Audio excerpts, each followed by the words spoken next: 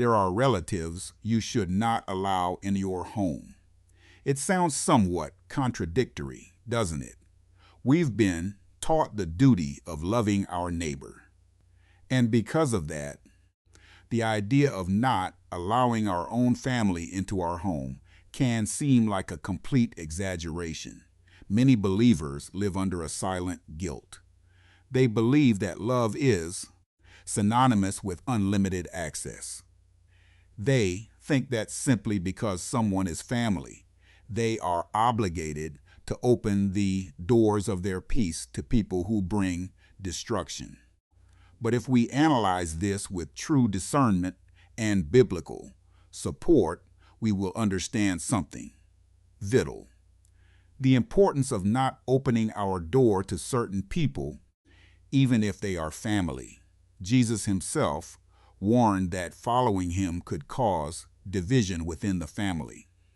In Matthew 10:36, he said something that many struggle to accept, and a man's enemies will be those of his own household. This often results in rejection because of faith. Even in Luke 14:26, Jesus uses the expression hate toward family. Obviously, this does not mean literally hating your relatives. It means loving him above everything. It means your loyalty to God cannot be sabotaged by the pressure of your family, because what you allow into your physical space ends up shaping your spiritual environment. Today, we're going to talk about 6 types of relatives you should not allow into your home. 1, never allow relatives who cause discord and division into your home. Let's begin with a profile that destroys homes from the inside, slowly and silently.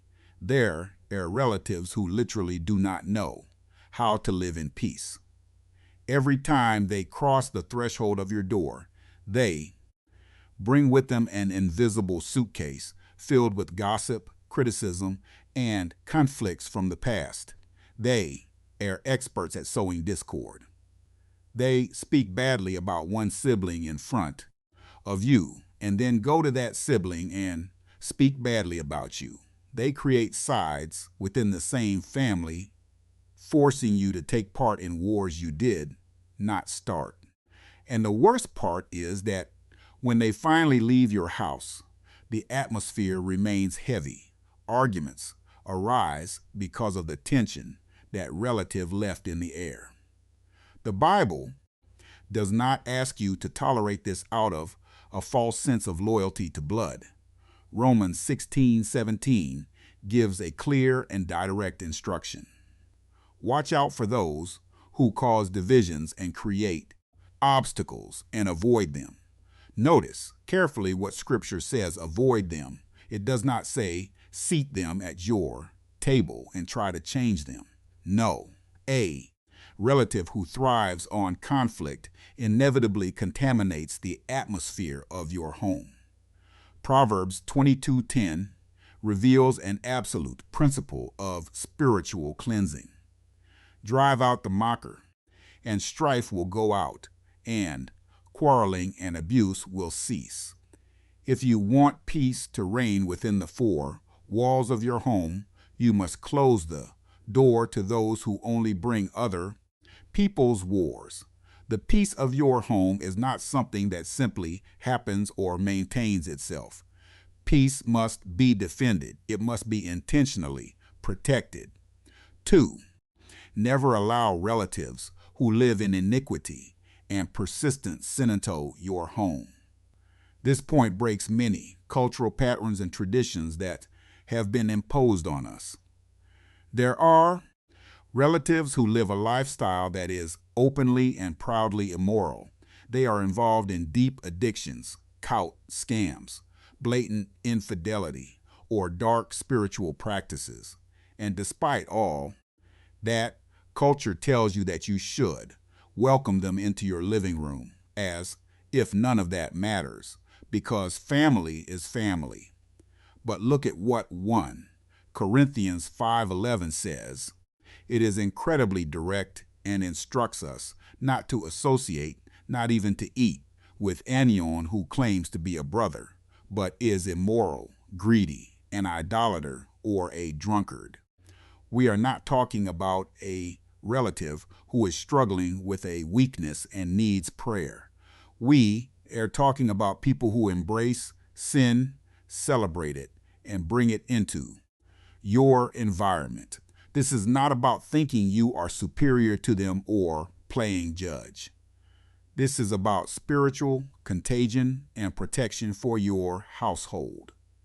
Proverbs 13:20 clearly warns that whoever walks with the wise becomes wise, but the companion of fools will suffer harm. When you give full access to your home to relatives who celebrate evil, you are exposing your immediate family to that toxic influence. You are allowing your children to see that rebellion against God is something acceptable and normalized at your table. A relative who brings poison or moral corruption contaminates the sanctuary of your home, no matter how much you love them. Cutting off that access is not a lack of forgiveness. It is pure protection. 3. Never allow relatives who deny and attack your faith into your home. This point requires a great deal of courage on your part. There are relatives who constantly cross the line from simple ideological disagreement into open mockery of your God. They are the ones who, sitting in your own house, enjoying your food, ridicule your convictions. They make passive-aggressive jokes about your church attendance. They question your tithing, criticize the way you pray, or, worse, intentionally use God's name in vain, just to see your reaction and make you feel uncomfortable in your own space. The Apostle John, the same one who taught us so much about love, leaves us with a severe warning. 2 John 1:10 and 11 is explicit. If anyone comes to you and does not bring this doctrine, do not receive him into your house, nor greet him. For he who greets him shares in his evil deeds. This is extremely profound. Welcoming and hosting in your home someone who actively attacks and denies Christ is opening the door to darkness. You are called to love them from a distance. You are called to pray for their salvation in your war room, of course. But your home is an altar. It is a refuge of light. Do not allow anyone, absolutely anyone, to enter and profane it with cynicism and unbelief. Do not negotiate the honor of God just to be liked by a relative. 4. Never allow violent relatives or those dominated by anger into your home. Violence, whether physical, verbal, or emotional, is not just a character issue. It is a destructive spirit. There are relatives who are like walking time bombs. They shout, insult, explode over the smallest things, slam tables, bang doors, and live in a constant state of aggression. Sadly, many Christians tolerate these repeated abuses because of a misunderstood sense of respect for elders or respect for family. They justify the unjustifiable by saying, "That's just how Uncle has always been," or "he just has a strong personality." But the Bible does not excuse anger. It condemns it. Proverbs 22:24 and 25 gives you a literal command to distance yourself. Do not make friends with a hot-tempered person. Do not associate with one easily angered, or you may learn their ways and get yourself ensnared. Pay very close attention to the warning, or you may learn their ways. Anger is highly contagious. It transfers. It creates an atmosphere of fear and anxiety. If an uncle, an older brother, or a grandfather cannot control his tongue or his reactions and brings shouting into your space, he automatically loses the privilege of entering it. Your home must be an absolutely safe refuge for your spouse and your children. Do not allow your living room to become an emotional war zone because you are afraid to set a boundary. 5. Never allow gossiping and meddling relatives who don't respect boundaries into your home. This is the exact point where the vast majority of believers give in to emotional manipulation and guilt. There are relatives who are firmly convinced that because they share your last name, they have a lifelong VIP pass to bypass all your rules. They show up at your house unannounced, expecting you to drop everything you're doing to attend to them. They openly criticize how you raise your children, judge how you spend your money, and interfere shamelessly in your relationship with your spouse. The Bible crossly advises in 2 Thessalonians 3:11 to avoid those who are idle, gossiping, and meddling. The difficult part about this type of person is that when you try to set a healthy boundary, they become deeply offended. They accuse you of being a bad person. They say things like, "I changed your diapers, Dosser, after everything I've done for you. But you need to understand this today." Control disguised as family is not love, it is manipulation. Genesis 2:24 establishes the ultimate boundary. Therefore, a man shall leave his father and mother and be joined to his wife.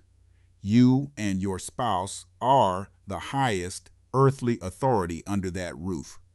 Extended family must understand that crossing the door of your house is a granted privilege, not a birthright.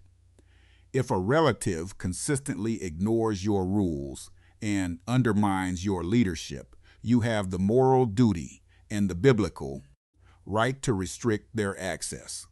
Setting boundaries is not rejection. Boundaries are necessary walls that protect and preserve your marriage. 6. Never allow relatives who drain you spiritually and hinder your calling into your home.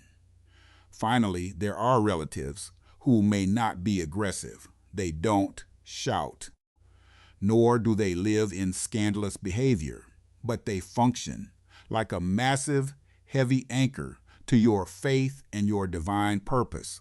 They are people who drain you spiritually. Every time you talk to them, you feel empty.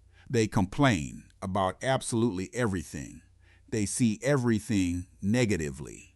They speak only about earthly and negative things. They don't understand your purpose. They think your devotion to God is excessive, and they constantly try to reshape you. They say things like, "Don't be so fanatical. You're going to church too much," or "Be more normal like the rest of us." In Mark 3:21, we see something that should open all of our eyes. Even Jesus' earthly family thought he was out of his mind. Scripture says they went to take hold of him. Imagine that. Jesus' own extended family, moved by human misunderstanding, tried to stop the greatest ministry in history. If you are waiting for validation, applause, or understanding from all your relatives before you begin to obey God, you will remain stuck your entire life. 1 Corinthians 15:33 reminds us of an unbreakable law. Bad company corrupts good character. Yes, this applies even if that company shares your family tree. There are people who slowly extinguish your faith drop by drop. You cannot move forward into God's promises if you keep opening the door to those who constantly anchor you to your past and your fears. Knowing who you allow through your door is not an act of pride, arrogance, or lack of love. It is the highest expression of spiritual maturity and stewardship because spiritual alignment will always, at all times, outweigh blood ties. Engrave this in your spirit. Not every relative is assigned by God to walk closely with you in this season of your life. Some you will genuinely love, but from a distance. Others you will bless and help if they need it, but without giving them access to your intimacy. And others, painfully, you will simply have to keep the door firmly closed to because your mental peace matters. The purity and stability of your home matters. Your marriage matters. And your divine calling matters far more than what people say or the approval of the rest of the family. If this message spoke to your life, if it lifted a weight off your shoulders and freed you from that religious guilt you've been carrying, share it right now with someone who needs to hear it. And to seal this, write in the comments, only what comes from God is allowed into my home, as a firm act of faith and obedience to God's voice. And don't forget to subscribe to my channel, Faith Unmasked, so we can continue growing together in true biblical wisdom and spiritual authority.